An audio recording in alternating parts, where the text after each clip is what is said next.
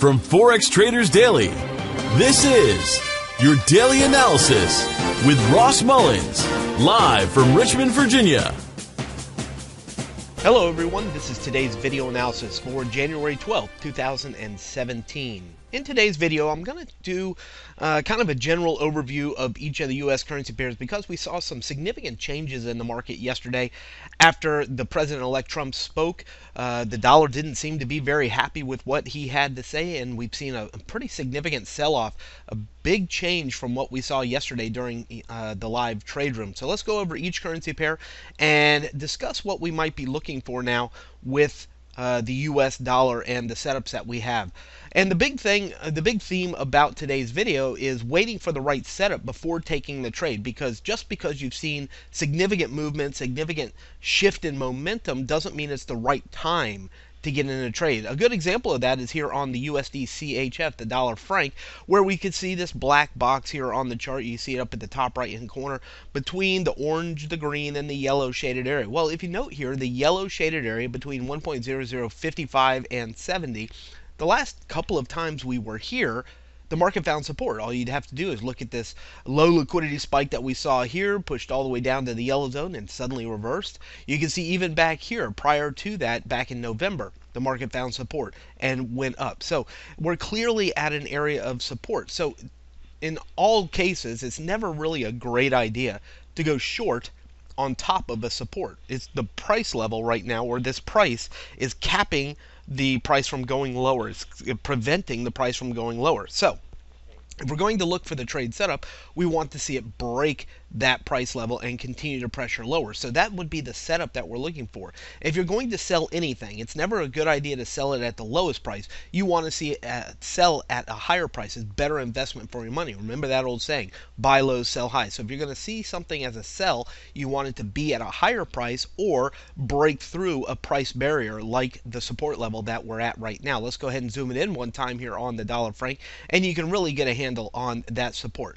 So this doesn't mean that it has to go up or it has to bounce off of it, but it's just not the best time to go short. So even if we were going to go short, I think one of two things needs to happen. We either need to see it come back up to the green shaded area as a resistance, then buy low or sell high. Remember that, selling at a higher point to give us lower risk and higher reward. Your risk right now is pretty high if you were to go for a short, and your potential reward is being capped right now at the yellow zone. Second opportunity to go short would be the breakdown of the yellow shaded area. Take it down to the 4-hour time frame, and as we get down here, I'm going to zoom it out one time. As we get down here, it doesn't change anything, but it just shows us all of that in a more zoomed in view. You can see if we're going to go short, we'd rather it be at the green zone.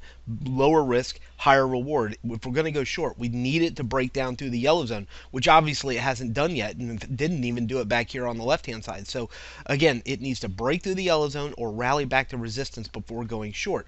Now, of course, we also want to keep an eye out for clues and evidence of reversal. Price action that implies support, price action that implies reversal. We don't have any of that right now, but definitely want to keep an eye on that over time in case this was a temporary move against the dollar and we see dollar strength return. But at least at this point, not a great time to go short. Now that theme is going to go across each of the U.S. currency pairs. We go over here to the euro dollar. We came up over the past 5 days. We have seen resistance into this purple zone, and now we're seeing a challenge of that zone. So clearly is pressuring through the 106.40 level. So even if we're going to buy this, if we're going to go with the current upside momentum or the dollar short momentum that we're seeing right now, it's always better to buy low. Remember that saying, buy low, sell high. Buying at the top is not good investment for your money. So staying above the purple zone, maybe dipping back down to it as support, becomes your next opportunity to buy it. The closer it gets to the blue zone, the potential of resistance is clear because you look back here to the left hand side. So even if you're going to buy it, you needed to dip back to the purple shaded area before you would buy it.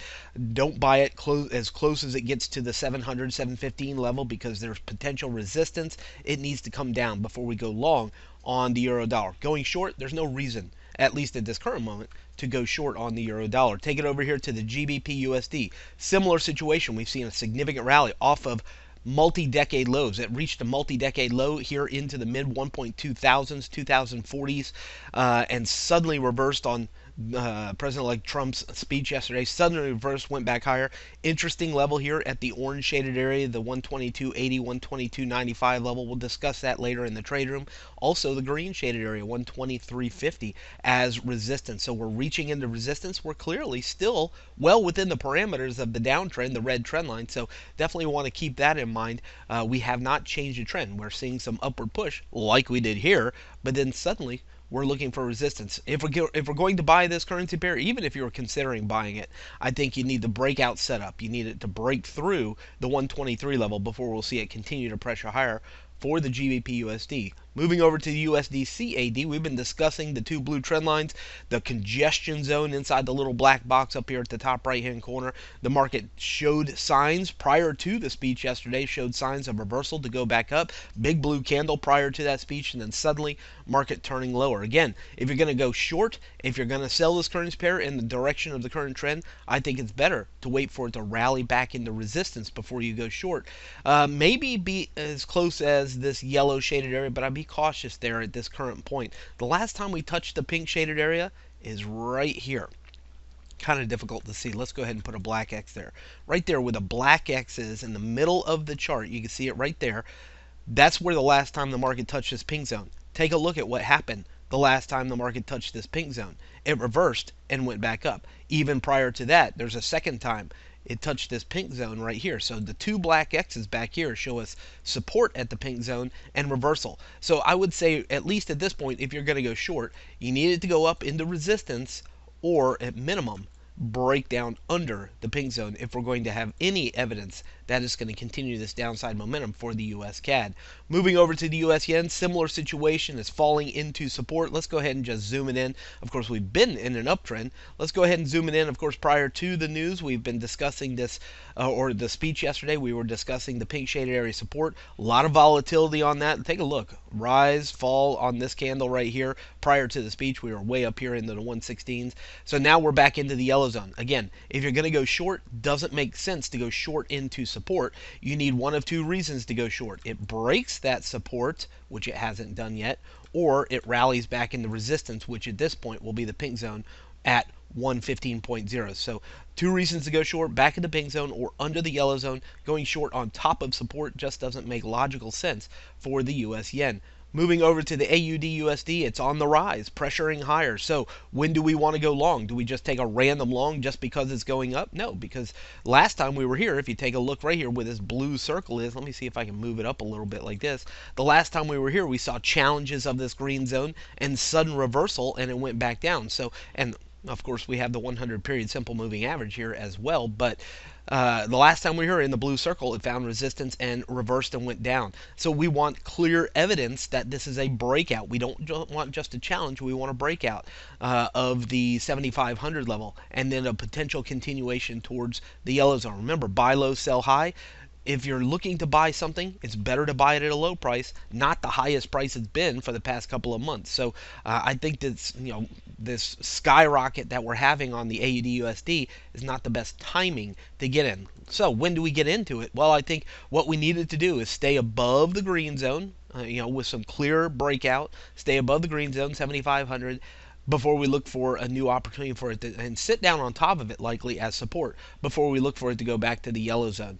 It could just go on up there today, but definitely want some clear evidence of breakout and not just assuming that it's going to continue to pressure higher. We want clear evidence of a breakout.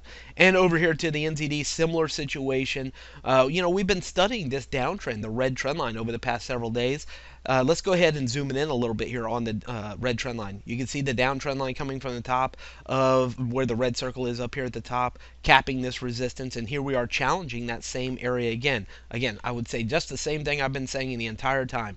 Buy low, sell high. We're at the highest peak high that we've been for several weeks now. Doesn't make sense to buy it now. If we're going to buy it, we need it to either dip to support or break resistance. A break of resistance is clearly what we're looking for today, which would be this blue shaded area. It needs to break out. 71.20, 71.05 is the blue zone. A breakout there. But just be aware that not too far above that blue zone is this yellow zone, which also we would come in contact once again with the 100 period simple moving average. Take a look at what happened the last time we touched the moving average back here. That was resistance and reversal for it to go back down. So clearly, if you're looking to buy it, you need a clear breakout of the blue zone to go towards the yellow zone, maybe a dip to the purple zone to go towards the yellow zone, or otherwise, as it reaches the yellow zone 100 period moving average, we may be watching for clues and evidence of resistance and reversal once again for the New Zealand dollar. From Forex Traders Daily, this has been your daily analysis with Ross Mullins. If you would like to get Ross's analysis on all the currency pairs he's watching and all the trades he takes today, join him in his live trade room by clicking on the link below. Please leave any comments you have about today's video in the comments section below.